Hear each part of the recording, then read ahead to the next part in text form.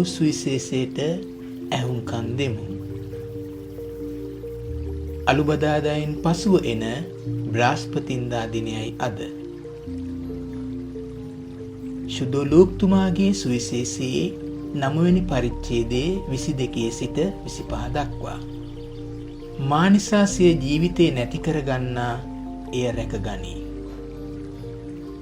තවද මනුෂ්‍ය පුත්‍රයාණන් බොහෝ දුක් වේදනා විඳින්නටත් ප්‍රජාමූලිකයන්ද නායක පූජකවරයන්ද විනයදරයන්ද විසින් ප්‍රතික්ෂේප කරනු ලබන්නට හා මරණු ලබන්නටත් තෙවන දින යලි මරණයෙන් උත්ථාන කරනු ලබන්නටත් නියමව ඇතැයි වදාළ සේක.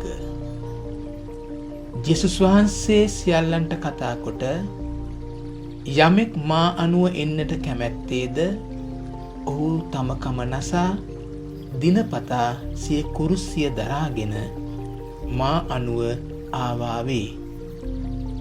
සිය ජීවිතය රැකගන්නට කැමති යමෙක් වේද ඔහු එය නැති කරගනී. මා නිසා සිය ජීවිතය නැති කරගන්නා යමෙක් වේද ඔහු එය රැකගනී.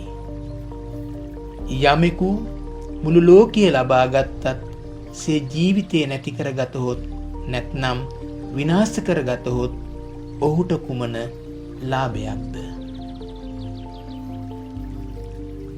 දෙවියන් වහන්සේගේ ශ්‍රී වචනයයි. දෙවියන් වහන්සේට ස්තෝත්‍ර වේවා.